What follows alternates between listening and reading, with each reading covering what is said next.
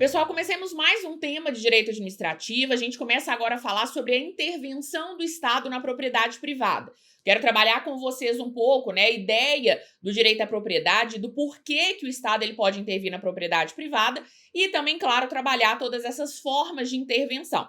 Então, a gente começa agora a falar da intervenção do Estado na propriedade. Quando a gente fala desse tema, a primeira coisa que a gente precisa relembrar é que a nossa Constituição, ela garante o direito à propriedade, É um direito fundamental, que você estuda lá no direito constitucional, lá no artigo 5º, inciso 22, nós temos assegurado a todas as pessoas o direito à propriedade. Porém, o Estado ele vai poder intervir de diversas maneiras, seja restringindo, condicionando o uso da propriedade, seja, às vezes, até mesmo tomando a propriedade do particular. Então, apesar de termos o direito à propriedade, é possível que o Estado venha a intervir na propriedade privada. E por que ele pode fazer isso? Quais são os fundamentos dessa intervenção do Estado na propriedade privada? A gente basicamente vai poder pensar em dois fundamentos. Primeiro, o princípio da supremacia do interesse público sobre o interesse privado. Se eu tenho, num caso concreto, um conflito entre o interesse público, o interesse da coletividade, e o interesse privado, a regra, nos termos desse princípio, é que vai prevalecer o interesse público, o interesse da coletividade. Claro que uma doutrina mais moderna vem relativizando, esse princípio, entendendo que a gente tem que sempre analisar no caso concreto para ver essa ideia de supremacia ou não, mas a regra, a gente sabe, é uma das pedras de toque do direito administrativo, essa ideia de supremacia do interesse público sobre o interesse privado. Então, se eu tenho o interesse da coletividade de ter, alguma forma do Estado intervir na propriedade privada, vai ser possível essa intervenção. Além do princípio da supremacia do interesse público sobre o interesse privado, nós também temos uma outra previsão lá no próprio artigo 5º da nossa Constituição, que é a função social da propriedade. A Constituição, ela garante no artigo 5º, inciso 22, o direito à propriedade, mas vem logo em seguida no inciso 23, dizendo que a propriedade ela tem que cumprir a sua função social. Então, pode ser que em determinadas situações, a gente vai analisar aqui, a propriedade, o particular, ele não esteja dando função social à sua propriedade, e aí o Estado ele vai poder intervir nessa propriedade. Então, a gente entende, que existe o direito à propriedade, mas que também é possível relativizar esse direito. E aqui, nesse caso, a gente vai ter essa relativização através dessas formas de intervenção. Quando a gente fala dessas formas de intervenção, é importante a gente entender que a doutrina, ela traz para a gente duas modalidades diferentes de intervenção do Estado na propriedade privada. A primeira modalidade é o que nós podemos chamar de intervenção supressiva ou intervenção drástica. A intervenção supressiva ou drástica, ela vai acontecer quando a administração ela transfere coercitivamente para si a propriedade de um terceiro. Então, quando a administração ela toma a propriedade de um particular e transfere para o seu patrimônio, nós temos uma intervenção, uma modalidade de intervenção que a gente vai chamar de intervenção supressiva, porque a administração está suprimindo a propriedade do particular, que a doutrina também chama de drástica, porque ela é drástica, eu vou perder a minha propriedade. Então, a intervenção supressiva ou drástica é quando eu tenho essa transferência coercitiva de propriedade. A forma de intervenção supressiva que a gente vai trabalhar é a desapropriação. A desapropriação, eu vou deixar para trabalhá-la por último aqui na nossa aula, mas a desapropriação é justamente isso. É a administração pública pegando uma propriedade de um particular e transferindo para o seu próprio patrimônio. Porém, ela não é a única forma de intervenção. Existem outras formas de intervenção que nós chamamos de intervenção restritiva ou intervenção branda, que é quando a administração ela não está tomando a propriedade de alguém. Na intervenção restritiva ou branda, a administração pública ela impõe restrições ou condições ao uso da propriedade, mas não retira a propriedade do dono. Então, a administração pública vai colocar uma restrição, vai colocar uma condição para o uso da propriedade pelo particular, mas o particular ele continua sendo dono daquela propriedade. Por isso que a gente vai chamar de intervenção restritiva, porque a administração está colocando alguma restrição ali no uso da propriedade, ou branda, porque ela não é drástica, Eu continuo sendo dona, mas eu tenho ali alguma restrição, alguma condição para cumprir, para que me submeter com relação à minha propriedade. Nós temos basicamente 5 formas de intervenções restritivas ou brandas. A gente vai ter a chamada requisição administrativa, a servidão administrativa, a ocupação temporária, a limitação administrativa e o tombamento. Então, além da desapropriação, que é uma intervenção supressiva, como a gente viu, todas essas formas de intervenção que a gente vai trabalhar aqui, que é a requisição, a servidão, a ocupação temporária, a limitação e o tombamento, são formas de intervenção do Estado na propriedade que a gente vai chamar de restritiva ou branda. Então, o primeiro cuidado que você tem que ter na hora da prova, que às vezes eles vão falar, não sei o quê, da limitação administrativa, forma de intervenção supressiva na propriedade, está errado. Porque essas modalidades que a gente vai ver aqui, ou essas formas de intervenção que a gente vai ver aqui, são intervenções restritivas ou brandas. Eu vou querer começar a trabalhar essas formas de intervenções restritivas ou brandas, depois a gente fala da desapropriação. Então, nosso primeiro ponto, né, nossa primeira função aqui na nossa aula é entender cada uma dessas 5 espécies de intervenções restritivas ou brandas na propriedade. Vamos começar com a requisição administrativa. A requisição administrativa ela vai acontecer quando o Estado se utiliza de bens móveis, imóveis e serviços particulares em uma situação de iminente perigo público. Quando a administração pública, ela tá, né, um determinado agente público, ele se encontra numa situação de iminente perigo público e ele tem que se utilizar da propriedade de particulares, ele vai usar dessa propriedade através da chamada requisição administrativa.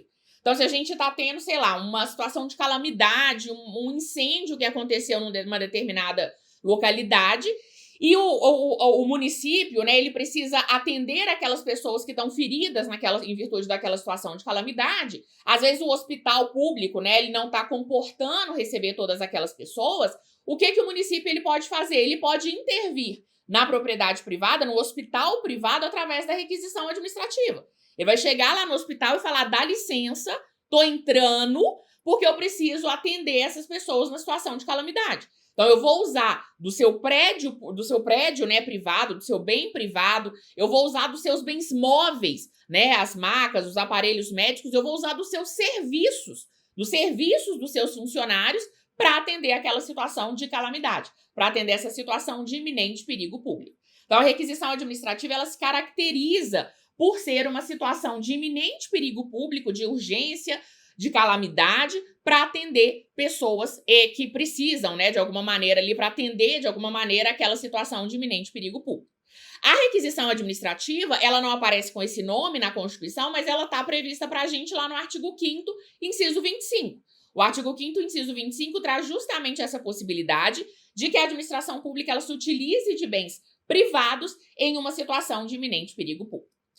Com relação à requisição administrativa, além desse conceito, eu queria destacar 2 pontos com vocês. Primeiro, a questão do objeto. Tá? Inclusive, né, no conceito que a gente acabou de trabalhar, o objeto da requisição administrativa, ela pode ser bens móveis, imóveis e serviços particulares. Então, tanto os móveis, quanto imóveis, quanto serviços particulares podem ser requisitados pela administração pública através dessa forma de intervenção. Uma discussão que a gente já teve com relação a essa requisição administrativa é sobre a possibilidade ou não da requisição administrativa de bens públicos. Então, por exemplo, o Estado requisitar administrativamente o uso de um bem do município, por exemplo. E aí, com relação à requisição administrativa, o que a gente tem que levar para a prova é que não é possível. A requisição administrativa de bens públicos, ela não pode acontecer. Ela só pode acontecer no caso de estado de defesa ou estado de sítio. A gente tem uma decisão do STF nesse sentido, coloquei aqui o mandado de segurança, é uma decisão, inclusive, antiga do STF, em que a União, ela quis impor uma requisição administrativa sobre um bem de um Estado. E aí o STF falou, não pode.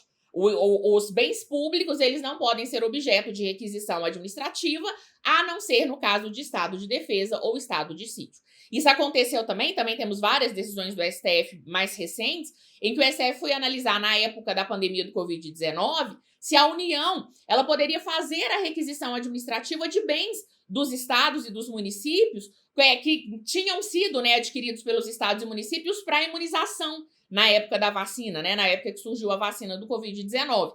E aí o que o STF falou? Não pode. Não é cabível requisição administrativa sobre bens públicos, a não ser no caso de defesa ou no estado de defesa ou estado de sítio, tá certo? E um outro ponto também para destacar com relação à requisição administrativa é a indenização. A questão da indenização, ela está prevista, inclusive, expressamente lá no artigo 5º, inciso 25. A indenização, ela só vai acontecer de forma ulterior se houver dano. Então, quando eu falo que a indenização ela vai ser ulterior, significa dizer que eu só vou discutir a indenização depois que o Estado já usou aquela propriedade privada, e essa indenização ela vai acontecer só se houver dano. Então, só se o particular sofrer algum tipo de dano é que é possível ele pedir a indenização, tá certo? Então, essa é a requisição administrativa. Depois da requisição administrativa, nós temos a servidão administrativa. A servidão administrativa, ela é um direito real público que autoriza o poder público a usar propriedade imóvel privada para atender interesse público com caráter, em princípio, permanente. Então, é um direito real público que autoriza o poder público a usar a propriedade imóvel privada para atender o interesse público com caráter, em princípio, permanente. Vamos entender alguns pontos aqui com relação a esse conceito. Primeiro, a servidão administrativa, ela é um direito real público. Ou seja, é uma intervenção que vai recair sobre o próprio bem. Isso significa dizer que se eu sofri, por exemplo, a minha propriedade, ela tem uma servidão administrativa, quando eu vendo a minha propriedade, a propriedade vai para o novo proprietário com a servidão administrativa. É um direito real que vai acompanhar o bem. Pensando no exemplo de servidão administrativa, vamos imaginar que eu tenho um terreno e a administração pública ela quer instalar postes de energia elétrica passando pelo meu terreno. Quando eu vender esse meu terreno, o novo proprietário ele tem que suportar essa servidão administrativa, porque é uma servidão, é uma intervenção que recai sobre o próprio bem. Então, é um direito real público que autoriza o poder público a usar a propriedade imóvel privada para atender o interesse público. E a servidão, ela tem um caráter, em princípio, permanente. Então, em princípio, quando a administração institui essa servidão administrativa sobre o meu terreno para passar esses postes de energia elétrica, ela tem um caráter, em princípio, permanente. Claro, se um dia a administração perceber que não tem mais o interesse público, não precisa mais desse lugar ali para passar os postos de energia elétrica, beleza. Mas, inicialmente, ela tem um caráter permanente, ela não tem prazo. Ela vai continuar, ela vai persistir, naquela propriedade privada, tá certo? A servidão administrativa, ela tem uma previsão lá no artigo 40 do Decreto-Lei 3365. Decreto-Lei 3365 é a lei da desapropriação. E aí, lá no artigo 40, eles falam bem por alto sobre a possibilidade de servidão. A gente não tem uma lei específica que trate da servidão administrativa, ou um artigo lá na Constituição, por exemplo, igual a gente viu na requisição. O que importa é entender essa ideia de servidão administrativa, que é um pouco parecida com a servidão do direito privado. Lá no direito privado, a gente estuda servidão, que a gente tem o prédio dominante, o prédio serviente, a ideia é mais ou menos essa. Só que, nesse caso, a administração é que vai se utilizar daquela propriedade privada. É um direito real público, como eu disse para vocês, então é necessária a inscrição no registro de imóveis. Se é uma intervenção que vai recair sobre a propriedade, e se quando eu vender a minha propriedade, aquela servidão acompanha o bem, mesmo mudando o proprietário, isso tem que estar registrado, Isso tem que estar inscrito lá no registro de imóveis para que eu dê publicidade a isso, para que o novo proprietário ele já saiba que ao adquirir aquele bem, aquele bem acompanha, vai acompanhar o bem, aquela servidão administrativa. Com relação ao objeto, a gente tem que na servidão administrativa, eu só tenho com relação a bens imóveis. Então, vai ser um ônus real sobre um bem imóvel alheio. Então, a servidão administrativa, ela não vai recair sobre imóveis, sobre serviços, igual a gente viu lá na requisição. A servidão administrativa, ela vai recair sobre bens imóveis. Também temos que discutir se é possível ou não a servidão administrativa para bens públicos. E o que a doutrina vai entender é que em situações especiais é possível sim a servidão administrativa sobre bens públicos. Então é possível que a União ela institua uma servidão administrativa para um bem do Estado, para um bem do município, por exemplo. O que é importante a gente levar para a prova, que é o entendimento doutrinário, é que quando eu tenho a servidão administrativa sobre bens públicos, eu tenho que seguir a mesma regra que a gente tem para desapropriação de bens públicos lá no Decreto-Lei 3365. Lá no artigo 2º, parágrafo 2º do Decreto-Lei 3365, que fala da desapropriação, eu tenho requisitos, eu tenho 2 condições para que seja possível, lá no caso, né, do Decreto-Lei 3365, a desapropriação de bens públicos. Basicamente, quais são os requisitos? Primeiro, essa desapropriação. Estou tratando da desapropriação primeiro, porque depois a gente entende que a gente aplica para servidão, tá? Mas lá no artigo 2º, parágrafo 2º, então, quando ele fala da desapropriação de bens públicos, o primeiro requisito é que a desapropriação de bens públicos ela tem que ser de cima para baixo. Claro que a lei não fala isso, né? Tá entre aspas aqui, porque a gente, obviamente, não tem essa expressão lá na lei, mas, basicamente, qual que é a ideia de dizer que na desapropriação de bens públicos ela tem que ser de cima para baixo? Significa dizer que a União, ela pode desapropriar bens dos estados, do Distrito Federal, dos municípios. Os estados podem desapropriar bens dos municípios, mas o contrário não pode acontecer. O Estado não pode desapropriar um bem da União, o município não pode desapropriar nem o bem da União e nem o bem de um Estado, porque a ideia é que tem que ser de cima para baixo. Claro que a gente sabe que não existe uma hierarquia entre os entes federativos, né? Mas a ideia é que o interesse público, né, da União, ele vai prevalecer sobre o interesse público do Estado. Então, a gente tem essa possibilidade de desapropriação de cima para baixo. E, além disso, eu tenho lá no artigo 2º, parágrafo 2º, a necessidade de uma lei autorizativa. Eu tenho que ter uma lei que autorize, né, lá no caso da desapropriação, a desapropriação de um bem público. Então, a doutrina, trazendo a possibilidade aqui no caso da servidão administrativa, da servidão sobre bens públicos, ela vai dizer que a gente também tem que seguir esses requisitos. Então, a União, ela pode instituir uma servidão administrativa sobre um bem do Estado, do Distrito Federal, do município. O Estado pode instituir uma servidão administrativa do município, necessariamente com uma lei autorizando essa servidão, tá certo? E um outro ponto com relação à servidão é a indenização. A indenização aqui, ela vai ser possível apenas se houver dano. Então, tem que ficar comprovado que houve um dano em virtude dessa servidão para que seja possível a indenização. Às vezes, eu tenho uma servidão administrativa na minha propriedade, mas que não está me causando nenhum tipo de dano. Se não está me causando nenhum tipo de dano, nenhum tipo de prejuízo, e eu quiser pedir uma indenização, eu estou querendo me enriquecer ilicitamente. Então, apenas se houver dano é que vai ser possível o pedido de indenização, no caso da servidão administrativa.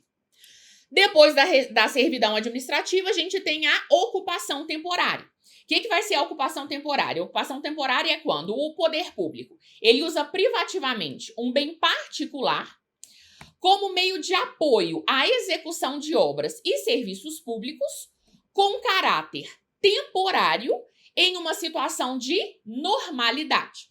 Então, o poder público ele vai usar um bem particular para apoiar a execução de obras ou serviços públicos com caráter temporário em situação de normalidade. Vamos entender alguns pontos aqui dentro desse conceito. Primeiro, quando a gente fala da ocupação temporária, ela obviamente tem que ter um caráter temporário.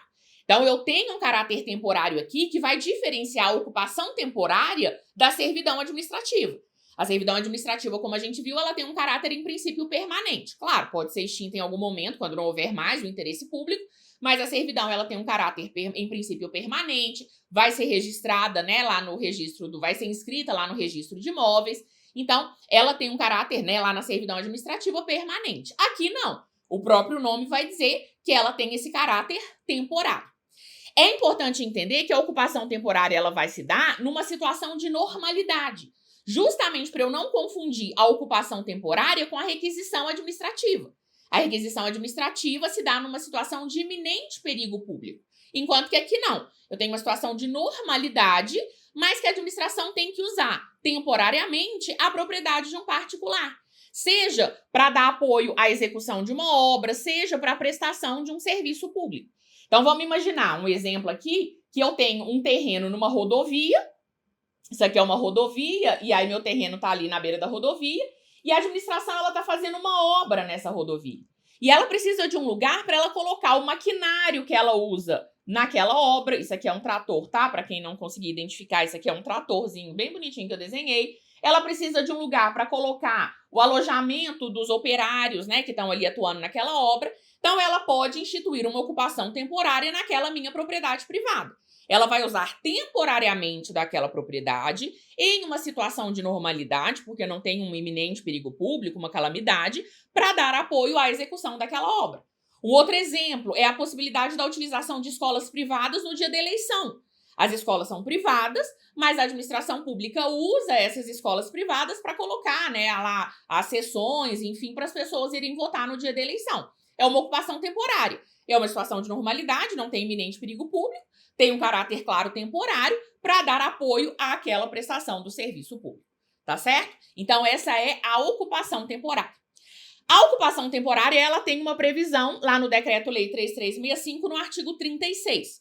O artigo 36, ele traz justamente esse exemplo que eu dei para vocês, da utilização de uma propriedade não edificada, de um terreno não edificado, para dar apoio numa obra, por exemplo, da administração. Então, o artigo 36 do Decreto-Lei 3365 traz a chamada ocupação temporária. O que a gente precisa aprofundar com relação à ocupação temporária? Primeiro, o objeto. Existe aqui, no caso da ocupação temporária, uma divergência doutrinária. Alguns autores, eles vão defender que a ocupação temporária seria só com relação a bens imóveis. Os autores que defendem, né, que a ocupação temporária seria só com relação a bens imóveis, eles usam o artigo 36 do Decreto-Lei 3365. Que eles falam, olha, a ocupação temporária lá está falando de um terreno não edificado. Então, só seria possível para esses autores com relação a bens imóveis. Outros autores, eles vão dizer que, na verdade, não. Que seria possível a ocupação temporária para bens móveis, imóveis e serviços. Os autores que usam que adotam, né, esse entendimento de que a ocupação temporária ela poderia ser para bens móveis, imóveis e serviços, usam uma previsão que a gente tem lá no artigo 104, inciso 5, da Lei 14.133 de 2021, que é a Lei de Licitações e Contratos Administrativos. O artigo 104, inciso 5, ele traz uma cláusula exorbitante que é a chamada ocupação provisória, que é a possibilidade de lá no contrato, né, administrativo, a administração ocupar bens móveis, imóveis, serviços, pessoal do contratado. E aí alguns autores vão entender que essa ocupação provisória seria basicamente também essa ocupação temporária. Então existe uma divergência doutrinária. Normalmente, quando eles vão cobrar a ocupação temporária, eles vão cobrar o texto do Decreto-Lei 3365, que vai ter ali, né, um terreno não edificado. Seria a ideia, né, da parcela da doutrina que defende que a ocupação temporária seria para bens imóveis, tá? Mas é importante aqui a gente entender que existe essa divergência doutrinária. Depois, a gente também tem que falar da indenização. A indenização na ocupação temporária, ela também vai acontecer apenas se houver dano. Então, só se ficar comprovado que eu sofri algum tipo de dano por essa ocupação temporária é que eu posso pedir a indenização. Então, às vezes, eu tenho uma ocupação temporária na propriedade de um particular e o particular não sofreu nenhum tipo de dano. Se ele não sofreu prejuízo, ele não tem que pedir indenização. Se ele comprovar que ele teve algum prejuízo, aí ele faz jus à indenização. Tranquilo até aqui? Tudo certo? Caminhemos para a próxima forma de intervenção restritiva, que é a limitação administrativa. A limitação administrativa, gente, a meu ver, junto com o tombamento que a gente vai trabalhar daqui a pouco, ela é bem difícil de você se confundir com outras hipóteses. Porque na requisição, na ocupação temporária, na servidão, a gente tem que entender que uma é em caráter permanente, outra temporário, outra é uma situação de normalidade e outra numa situação, né, de iminente perigo público. A gente tem que entender essas diferenças para não confundir essas três que a gente já trabalhou. A limitação administrativa, ela é muito característica, ela é muito específica. Então, eu acho que dá para a gente entender e não confundir com outras formas de intervenção. O que é a limitação administrativa? A limitação administrativa, ela se dá através de determinações de caráter geral, em que o poder público impõe a proprietários indeterminados obrigações positivas, negativas ou permissivas para atender o interesse público. Então, limitação administrativa, determinações de caráter geral, em que o poder público impõe a proprietários indeterminados obrigações positivas, negativas ou permissivas para atender o interesse público. O que a gente tem de mais característico da limitação administrativa que vai diferenciá-la de todas as outras formas de intervenção? A limitação administrativa, ela vai se dar de forma geral para proprietários indeterminados.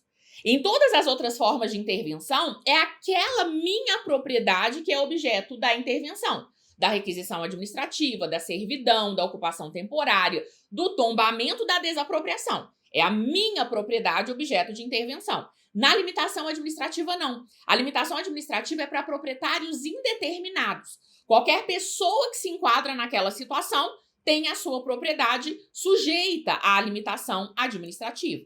E ela se dá de forma geral, em caráter geral, através de atos gerais e abstratos que vão instituir essa limitação administrativa. É o que acontece, por exemplo, numa lei municipal que determina o que a gente chama de gabarito de prédio. O que é um gabarito de prédio? É falar que numa determinada região daquele município não pode se construir, sei lá, acima de 5 andares.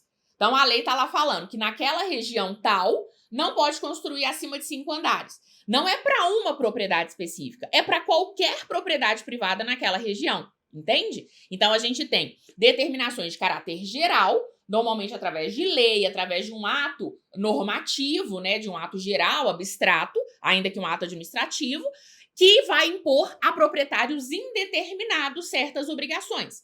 Obrigações positivas, eu tenho que fazer alguma coisa em virtude de uma limitação administrativa. Então, uma lei que determina que nos locais em que eu tenho acesso ao público tem que ter extintor de incêndio, tem que ter luzes de saída de emergência. Isso é uma obrigação positiva. Eu tenho obrigações negativas, que é, por exemplo, eu não poder construir na minha propriedade naquela região acima de 5 andares, ou obrigações permissivas. Eu tenho que permitir, por exemplo, que o corpo de bombeiros ele venha entrar na minha propriedade para ver se a propriedade está seguindo todas as regras com relação às saídas de emergência. Então, através de determinações de caráter geral, a administração impõe para proprietários particulares tanto obrigações positivas, negativas ou permissivas.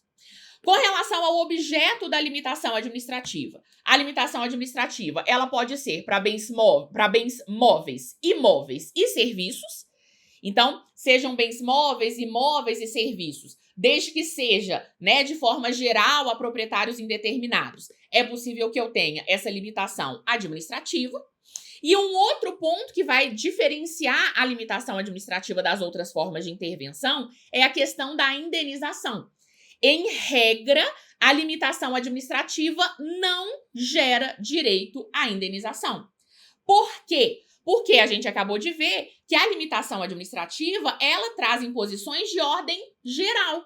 Então, se eu tenho uma propriedade naquela região que não pode construir acima de 5 andares, em virtude de uma lei municipal, eu não posso pedir indenização para o município. Porque o município vai virar para mim e falar, Flávia, o problema não é com você. Sabe quando a gente vai terminar namoro? Não é com você, sou eu. Eu instituí aqui que nessa região, ninguém, qualquer pessoa nessa região, não vai poder construir acima de 5 andares. Então, se é um caráter geral, eu não posso pedir, em regra, indenização. A não ser que essa limitação administrativa, ela gere danos desproporcionais para uma determinada pessoa.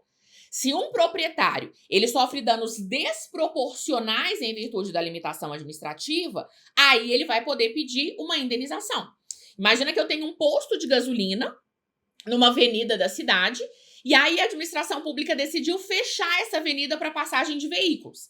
Todas aquelas pessoas ali naquele quarteirão que agora não pode mais passar veículo foi prejudicado, sofreu uma limitação administrativa, não pode entrar de carro na sua propriedade. Mas eu que tenho um posto de gasolina, eu estou sofrendo um dano desproporcional, porque agora eu não consigo mais funcionar. Se não pode entrar veículo, eu não vou conseguir vender gasolina. Então, se a limitação administrativa ela gera um dano desproporcional, aí aquele proprietário ele pode pedir indenização. Mas a regra é que na limitação administrativa não existe indenização. Trouxe aqui, inclusive, para vocês uma decisão relativamente, né, recente, de alguns anos atrás, do STJ, em que o STJ trata justamente dessa indenização na limitação administrativa. O que o STJ falou? Tratando-se de limitação administrativa, em regra, é indevido o pagamento de indenização aos proprietários dos imóveis abrangidos em área delimitada por ato administrativo, a não ser que comprovem efetivo prejuízo ou limitação além das existentes. Então, ele tem que ter um dano desproporcional, um prejuízo desproporcional, para que ele possa pedir indenização no caso da limitação administrativa.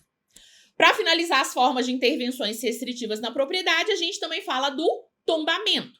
O tombamento, ele também é muito característico, né? É muito difícil a gente confundir o tombamento com outras formas de intervenção. É uma intervenção restritiva, em que eu vou continuar sendo dona, mas que a administração, ela impõe alguma condição, alguma restrição para a proteção do patrimônio cultural brasileiro. Então, quando a administração ela quer proteger o patrimônio cultural e ela intervém, ela quer criar alguma restrição, alguma condição para o uso da minha propriedade, ela vai fazer isso através do tombamento. Então, é aquela hipótese, aquele exemplo clássico, né? Eu tenho uma casa antiga que segue a arquitetura de uma determinada década, e aí a administração ela quer garantir que eu não vá destruir aquela casa, que eu não vá descaracterizar aquela casa, então ela pode tombar a minha propriedade. O tombamento, ele está previsto na própria Constituição, o artigo 206, no caput, né, ele fala dessa proteção do patrimônio cultural, e lá no parágrafo 1º traz os instrumentos que podem ser usados para essa proteção, e um deles é o tombamento. Ele fala da desapropriação, porque a administração pode tomar a minha propriedade e ficar com ela se quiser, mas ela pode não querer tomar a minha propriedade. Ela pode querer intervir de forma restritiva. E aí ela vai fazer isso através do tombamento. O tombamento, ele também tem uma lei, que é um decreto-lei extremamente antigo, mas que foi recepcionado como lei pela nossa Constituição, que é o Decreto-Lei 25 de 37.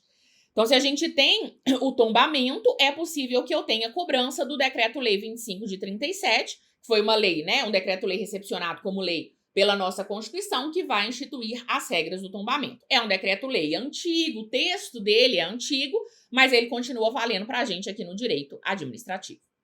Com relação ao tombamento, aprofundando um pouco aqui, a gente tem que pensar no objeto. O tombamento, ele pode ser tanto para bens móveis quanto bens imóveis. A gente tem isso, inclusive, lá no artigo 1º do Decreto-Lei 25 de 37. Então, é possível o tombamento tanto de bens móveis quanto imóveis.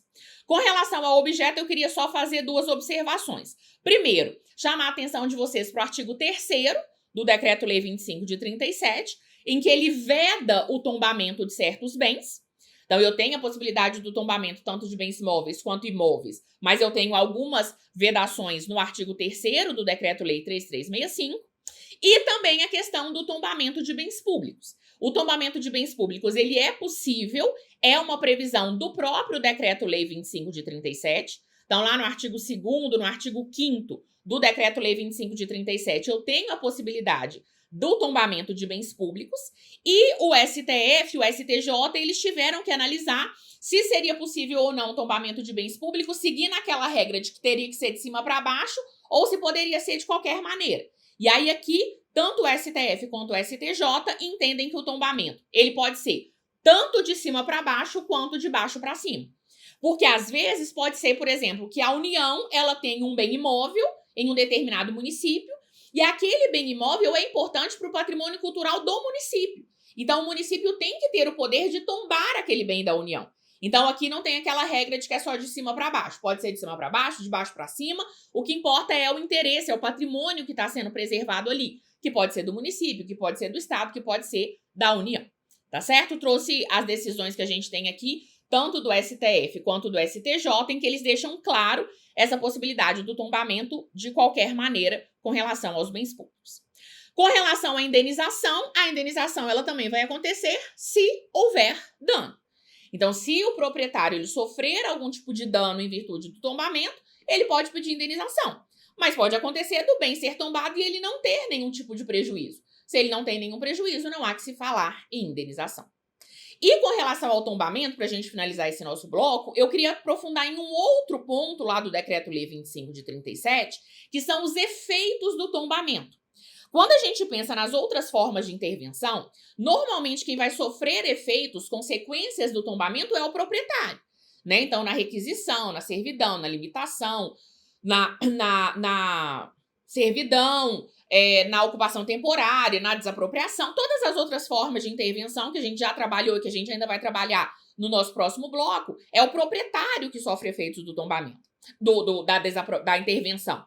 No tombamento vai ser um pouco diferente. No tombamento a gente vai ter, lá nos artigos 11 a 21, efeitos, consequências do tombamento para o proprietário, claro, Mas eu também tenho efeitos do tombamento para o poder público e para os vizinhos da propriedade tombada. Então, não é só o proprietário que vai sofrer efeitos do tombamento. O poder público também vai ter efeitos e os vizinhos do bem tombado também vão sofrer efeitos. Passando rapidamente por esses efeitos aqui. Primeiro, o do proprietário. Né? O proprietário, lá nos artigos 12 a 17, claro, ele é o que sofre mais efeitos, mais consequências daquele tombamento. Então, o proprietário ele passa a ter o dever de proteger o bem. Então, ele tem que proteger aquela propriedade, né? Seja móvel, seja imóvel, que foi objeto do tombamento. O proprietário, ele precisa de autorização para pintar, para reformar, para fazer qualquer tipo de obra naquele bem, né? Então, se a gente estiver falando de um bem imóvel tombado, se o proprietário ele quer pintar, ele quer reformar, ele precisa de uma autorização do poder público para poder fazer isso, né? Já que aquele bem ele está tombado. Tratando-se de bens móveis tombados, o proprietário ele não pode sair do país com aquele bem, a não ser se ele tiver autorização e for por prazo determinado. Então, às vezes eu posso ter um quadro na minha casa que foi tombado, que foi objeto de um tombamento. É um quadro que é considerado patrimônio histórico, cultural. A administração poderia me desapropriar se quisesse para ficar com o quadro, mas ela só quer garantir que eu não vou destruir aquele quadro. Então, ela pode tombar um bem móvel. E aí, esse meu quadro que foi tombado, eu não posso sair com ele do país. A não ser que eu tenha uma autorização do poder público e a não ser que seja por prazo determinado, para participar de uma exposição, por exemplo, no exterior. Se aquele meu bem móvel ele for tombado, eu tenho que notificar o poder público, no caso de furto ou extravio, porque se eu não notificar, além de perder o bem, né, que foi furtado, que foi extraviado, eu ainda tenho que pagar uma multa, porque eu deixei aquele bem tombado ser furtado ou extraviado. E eu tenho, né, um dos principais efeitos do tombamento, que é que arcar com a conservação do bem. Então, quem arca com a conservação do bem tombado é o proprietário em regra. Se eu tenho uma casa que foi tombada, sou eu que tenho que fazer a conservação daquele bem. Garantir que ele vai estar sempre lá, bonitinho, conservado, né? Não vou deixar cair, ficar caindo aos pedaços. Então, é um dever do proprietário, em regra, fazer a conservação do bem. O problema é o que pode acontecer na prática. Do proprietário, ele não ter condições de arcar com essa conservação. A gente há de concordar que conservar uma casa antiga é muito mais cara, às vezes, do que conservar uma casa nova. Então, se a minha casa, lá antiga, ela foi tombada, às vezes eu posso não ter condições de fazer a conservação desse bem. Se eu não tenho condições de fazer a conservação do bem, se o proprietário ele não tem condições financeiras de arcar com essa conservação, ele tem que notificar o poder público sobre isso, provar que ele não tem condições para arcar com essa conservação, e aí surge um efeito do tombamento para o poder público, que é fazer a conservação do bem.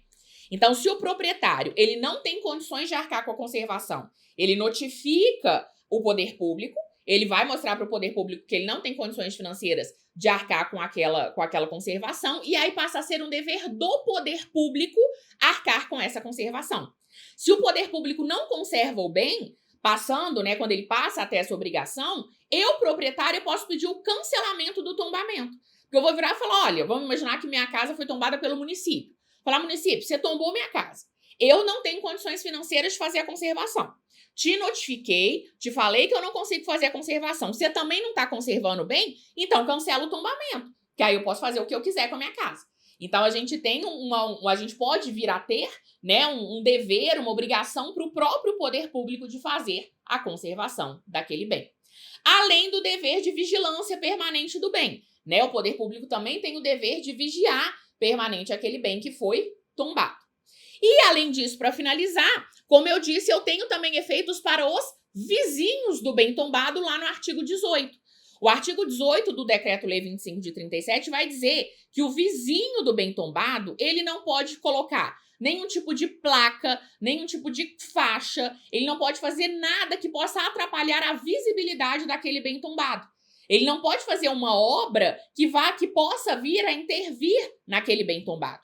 Então, os vizinhos daquele bem tombado, eles também sofrem efeitos do tombamento. Tá certo? Trabalhamos todas as formas de intervenções restritivas na propriedade. Agora a gente tem que trabalhar a desapropriação, que é a intervenção supressiva ou drástica na propriedade. Bora para o próximo bloco para a gente continuar falando, então, da intervenção do Estado na propriedade privada.